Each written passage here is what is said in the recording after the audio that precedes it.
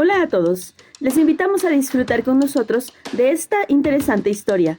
Bienvenidos. Como hemos visto en otros videos, aunque a finales de la década de 1820 la independencia de las repúblicas americanas era un hecho, aún persistía el peligro del regreso de los españoles. Para ello, las nuevas repúblicas tomaron medidas, siendo un caso poco conocido el de la efímera República Federal de Centroamérica, que pese a su tamaño, escasos recursos y problemas internos, se mostró muy hostil con su antigua metrópoli. En esa época, la presencia española en Cuba y Puerto Rico y el envío desde la península de expediciones militares aún representaban una amenaza. Por ello, el 7 de julio de 1828, en la República Federal de Centroamérica, se emitieron 2 decretos contra los españoles.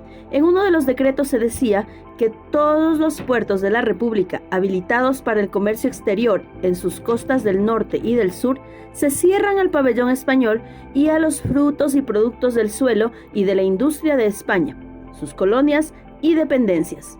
Asimismo, se prohibía la exportación de frutos naturales y manufacturas de Centroamérica con destino a cualquier puerto sujeto al gobierno español.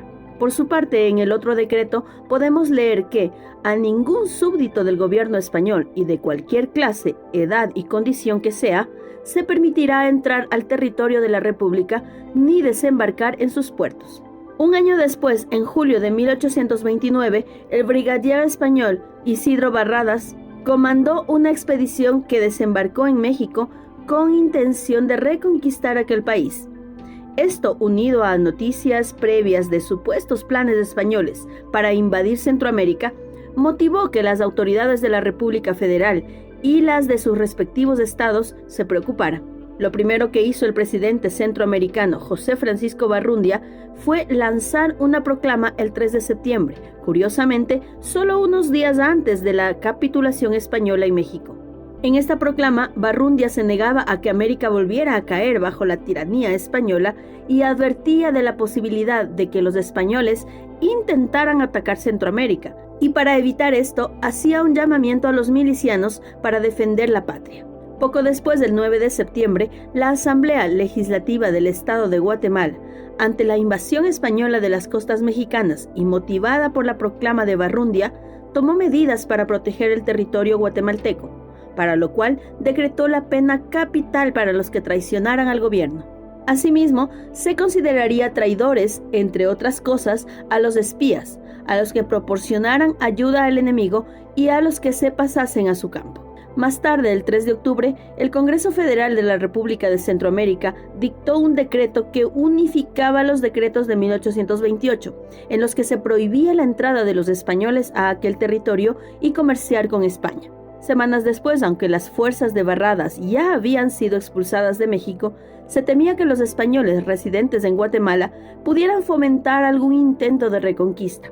Por esto, el 23 de noviembre, considerándose que en aquel territorio había bienes pertenecientes a súbditos españoles, cuyas rentas engrosaban los fondos con los que se podría sufragar una tentativa de reconquista, la Asamblea Legislativa del Estado de Guatemala decretó la ocupación de todas las propiedades que existían en el Estado y pertenezcan a cualesquiera súbditos de la monarquía española, cuyo importe sería devuelto cuando España reconociera la independencia de la República Centroamericana.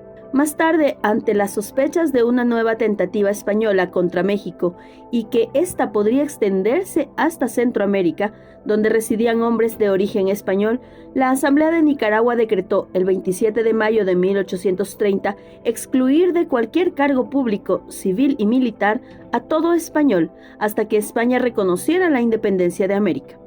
Asimismo, se contemplaba su expulsión del territorio. Además, ante la amenaza de una nueva expedición española, se consideró necesario organizar la defensa del país, por lo que en el mismo decreto se tomaron varias disposiciones para garantizarla. Ese mismo año, por interés público, el Congreso Federal, aunque aún se consideraba en guerra con España, suavizó el decreto del 3 de octubre de 1829, que prohibía el comercio con los españoles. Más tarde, tras disiparse el peligro de la reconquista española, estos decretos se fueron derogando con el tiempo. Si te gustó el video, dale like, Suscríbete, comparte y comenta con tu opinión o cualquier sugerencia.